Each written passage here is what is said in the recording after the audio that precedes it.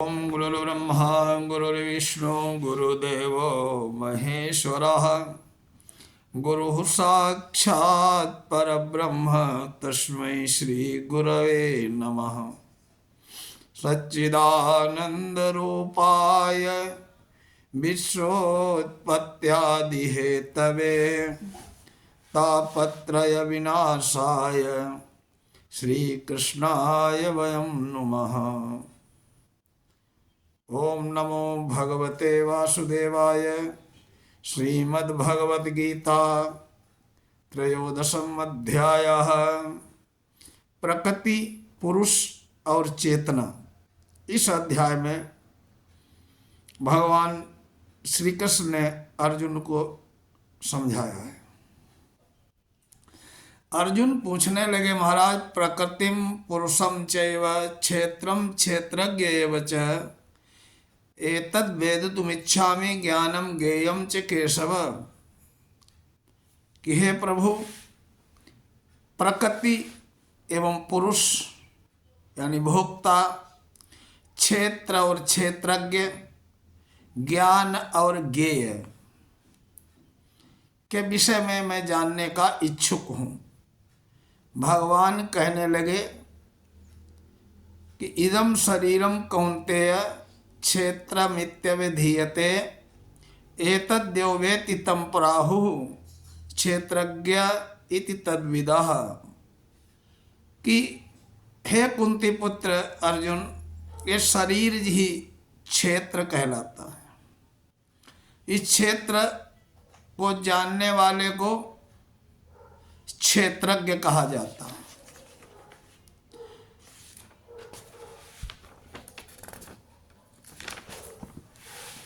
ज्ञेय क्षेत्रज्ञं चापि मां विद्धि सर्वक्षेत्रस्व क्षेत्रेषु भारत। क्षेत्रज्ञयोर्ज्ञानम यत्तद् ज्ञानम मतम मम। भगवान कहते हैं, हे भरतवंशी अर्जुन, तुम्हें ज्ञात होना चाहिए कि मैं भी समस्त शरीरों का ज्ञाता भी हूँ, और इस शरीर तथा इसके ज्ञाता को जान लेना ज्ञान कहलाता है। ऐसा मेरा मत है। तत्क्षेत्रम यंच यादृक् यद विकार्यतश्च सच यो यत् प्रभावश्च तत्समासेन में शृणु। अब तुम मुझसे संक्षेप में सुनो कि कर्म क्षेत्र क्या है, ये किस प्रकार बना है, इसमें क्या परिवर्तन होते हैं, ये कहाँ उससे उत्पन्न होता है, इस कर्म क्षेत्र को जानने वाला कौन है और इसके क्या प्रभाव है। ऋषिभिर्बहुधा गीतम छंदोभिर्विविधैः पृथक् ब्रह्मसूत्रपदैश्चैव हेतुमद्भिर्विनिश्चितैः। विभिन्न वैदिक ग्रंथों में विभिन्न ऋषियों ने कार्यकलापों के क्षेत्र तथा कार्यकलापों के ज्ञाता का ज्ञान का निर्णय किया है। इसे विशेष रूप से वेदांत सूत्र में कार्य कारण के समस्त तर्क समेत प्रस्तुत किया गया है। महाभूतान्यहंकारो बुद्धिरव्यक्तमेव च इंद्रियाणि दशैकं च पंचचेन्द्रिय गोचरा। इच्छा द्वेषा सुखम दुखम संघातश्चेतना धृतिः एतत् क्षेत्रं समासेन सविकारम उदाहृतम्। पंच महाभूत अहंकार, बुद्धि, अव्यक्त, तीनों गुणों की अप्रकट अवस्था, दसों इंद्रियां, मन, 5 कर्मेंद्रियां, 5 इंद्रियों के विषय, इच्छा, द्वेष, दुख, सुख, संघात, जीवन के लक्षण तथा धैर्य, इन सबों को संक्षेप में कर्म का क्षेत्र और उनकी अंतःक्रियाएं कहा जाता है। अमानित्वम मदम्भित्वम अहिंसा क्षांतिमार्जवम आचार्योपासनम शौचम स्थैर्यमात्म विनिग्रह इंद्रियार्थेषु वैराग्यम मनहंकार एव च जन्म मृत्यु जरा व्याधि दुख दोषानुदर्शनम आसक्तिरन विश्वंग पुत्रद्रार ग्रहादिषु नित्यं च समचित्तत्वं मिष्ट नित्यो निष्ठोपपत्तिषु मयि चानन्य मयि चानन्य योगेन भक्तिरव्यभिचारिणी विविक्तदेश सेवित्वम अरर्तिरर्जनम संसदि अध्यात्म ज्ञान नित्यत्वम तत्व ज्ञानार्थ दर्शनम एतद् ज्ञानमिति प्रोक्तम अज्ञानम इदतोऽन्यथा।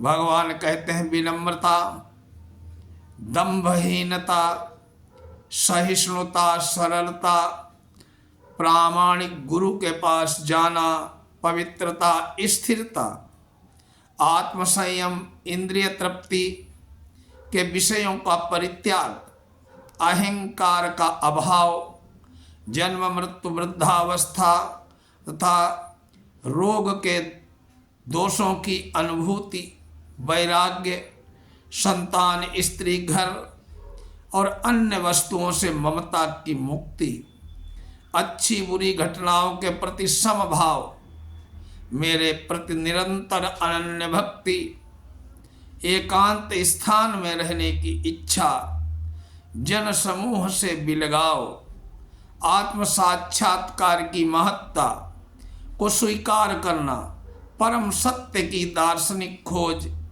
इन सब को मैं ज्ञान बोलता हूँ, ज्ञान घोषित करता हूँ। इसके अतिरिक्त जो भी है वो सब अज्ञान है।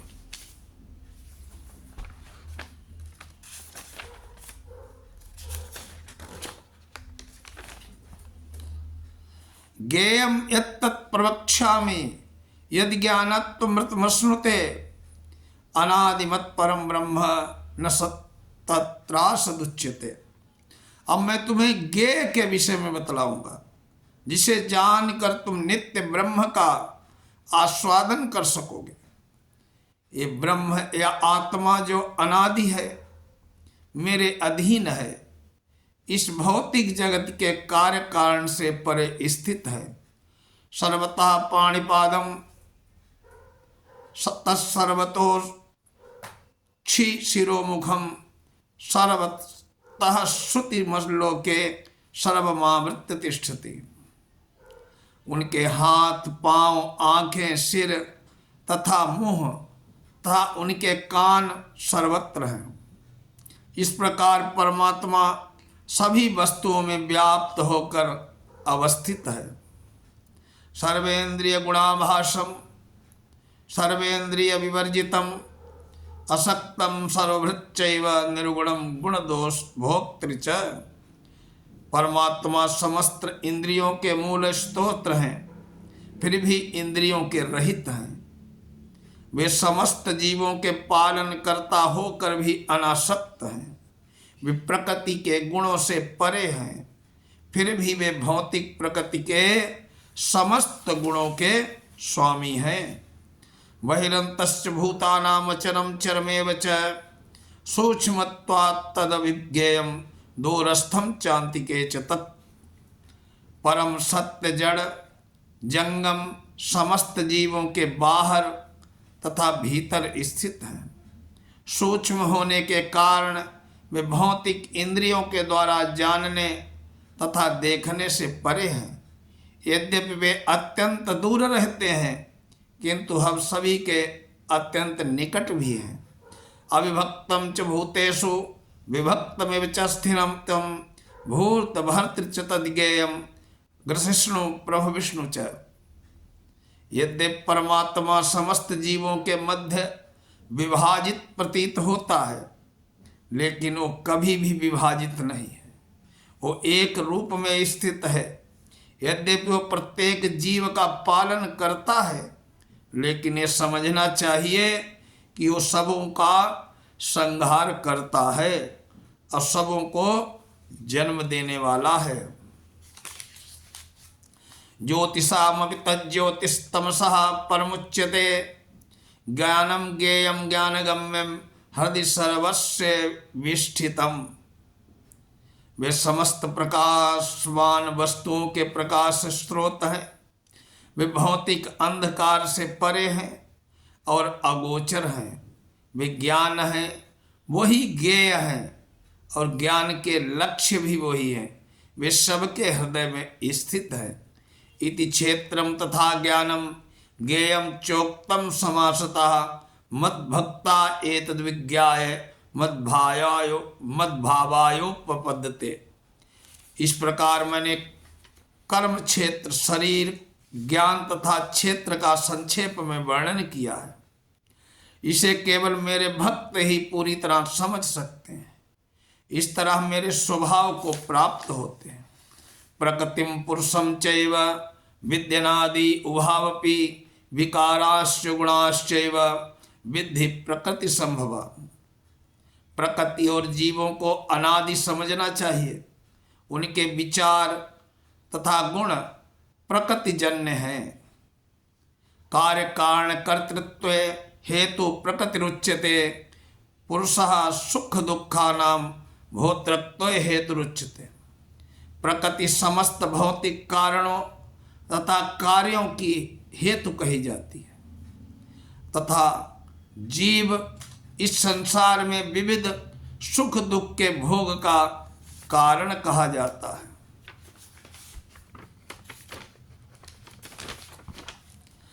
पुरुषः प्रकृतिस्थो ही भुंक्ते प्रकृतिजान गुणान कारणम दुख गुण संघोष्य सदसद्यो निजन्मसु। इस प्रकार जीव प्रकृति के तीनों गुणों का भोग करता हुआ प्रकृति में ही जीवन बिताता है। ये उस प्रकृति के साथ उसकी संगति के कारण है। इस तरह उसे उत्तम और अधम योनियां मिलती हैं। उपद्रष्टानुमंता च भर्ता भोक्ता महेश्वर परमात्मेति चाप्युक्तो देहेस्मिन् पुरुषा परः। तो भी शरीर में एक अन्य दिव्य भोक्ता है जो ईश्वर है, परम स्वामी है और साक्षी और अनुमति देने वाले रूप के रूप में विराजमान है और जो परमात्मा कहलाता है। एवं वेत्ति पुरुषम प्रकृतिम च गुणैः सह सर्वथा वर्तमानोपि न स भूयो भी जायते। जो व्यक्ति प्रकृति, जीव तथा प्रकृति के गुणों की अंतः क्रिया में संबंधित इस विचारधारा को समझ लेता है, उसे मुक्ति की प्राप्ति सुनिश्चित है। उसकी वर्तमान स्थिति चाहे जैसी हो, यहाँ उसका पुनर्जन्म नहीं होगा। ध्यानेन आत्मनि पश्यन्ति केचिदात्मानमात्मना अन्य सांख्येन योगेन कर्म योगेन चापरे। कुछ लोग परमात्मा को ध्यान के द्वारा अपने भीतर देखते हैं तो दूसरे लोग ज्ञान के अनुशीलन द्वारा, और कुछ ऐसे हैं जो निष्काम कर्म योग से देखते हैं। अन्ये त्वेव मजानन्तः श्रुत्वान्येभ्यः उपासते ते पिच्चाति तरन्तेव मृत्युम सुतपरायणा। ऐसे लोग भी हैं जो यद्यपि आध्यात्मिक ज्ञान से अवगत नहीं हैं, पर अन्यों से परम पुरुष के बारे में सुनकर उनकी पूजा करने लगते हैं। वे लोग भी प्रामाणिक पुरुषों के श्रवण करने की मनोवृत्ति होने के कारण जन्म मृत्यु के पथ को पार कर जाते हैं। यावत् संजायते किंचित सत्वम या स्थावर जंगमम क्षेत्र क्षेत्रज्ञ संयोगा तद्विद्धि भरतर्षभ। हे भरतवंशियों में श्रेष्ठ अर्जुन, ये जान लो कि ये चर और अचर जो भी तुम्हें अस्तित्व में दिखाई दे रहा है, वो कर्म क्षेत्र तथा क्षेत्र के ज्ञाता का मिलन मात्र है, संयोग मात्र है।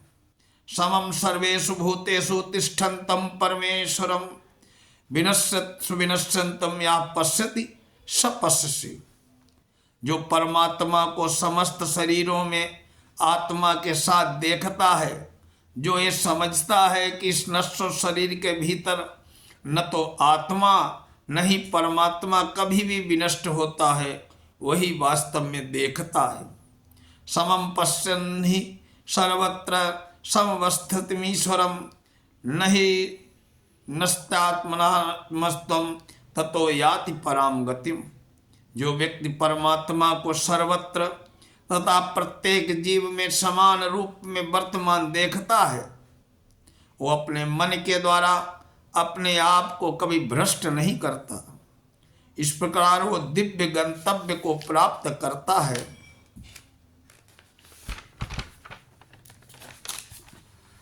प्रकृत्यैव च कर्माणि क्रियमाणानि सर्वशः या पश्यति तथात्मानम् अकर्तारं स पश्यसि।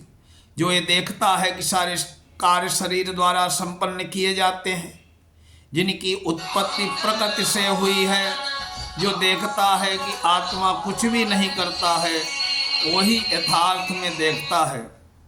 यदा भूत पृथक भावम एकमस्तमनुपश्यति तत् एवं विस्तारम ब्रह्म संपद्यते तदा। जब विवेकमान व्यक्ति विभिन्न भौतिक शरीरों के कारण विभिन्न स्वरूपों को देखता है और देखना बंद कर देता है और ये देखता है कि किस प्रकार से जीव सर्वत्र फैले हुए हैं, तो ब्रह्मबोध को प्राप्त होता है। अनादित्वात् त्रिगुणत्वात् परमात्मात्मव्ययः शरीरस्थोपि कौन्तेय न करोति न लिप्यते। शाश्वत दृष्टि संपन्न लोग जब यह देख सकते हैं कि अविनाशी आत्मा दिव्य शाश्वत तथा गुणों में अतीत है, गुणों से अतीत है। हे अर्जुन, भौतिक शरीर के साथ संपर्क होते हुए भी आत्मा न तो कुछ करता है न लिप्त होता। यथा सर्वगता सौक्ष्म्या दाकाशम नोपलिप्स्यते सर्वत्रावस्थितो देहे तथात्मा नोपलिप्यते। यद्यपि आकाश सर्वव्यापी है, किंतु अपनी सूक्ष्म प्रकृति के कारण किसी वस्तु से लिप्त नहीं होता है। इसी तरह ब्रह्म दृष्टि से स्थित आत्मा शरीर में स्थित रहते हुए भी शरीर में कभी लिप्त नहीं होता है। यथा प्रकाशयत्येकः कृष्णं लोकमिमं रविः क्षेत्रं क्षेत्री तथा कृष्णं प्रकाशयति भारत। हे भरतपुत्र, जिस प्रकार सूर्य अकेले सारे ब्रह्मांड को प्रकाशित करता है, उसी प्रकार शरीर के भीतर स्थित आत्मा सारे शरीर को चेतना से प्रकाशित करता है। क्षेत्रज्ञयोरेव अंतरम ज्ञान चक्षुषा भूत प्रकृति मोक्षम च ये विदुर यान्ति ते परम। जो लोग ज्ञान के चक्षुओं से शरीर तथा शरीर के अंतर को देखते हैं और वो भवबंधन की मुक्ति की विधि को भी जानते हैं, उन्हें परम लक्ष्य प्राप्त होता है। इस प्रकार श्रीमद् भगवद गीता का ये 13वां अध्याय संपूर्ण हुआ। अगले वीडियो में 14वें अध्याय का विवेचन होगा। ओम नमो भगवते वासुदेवाय।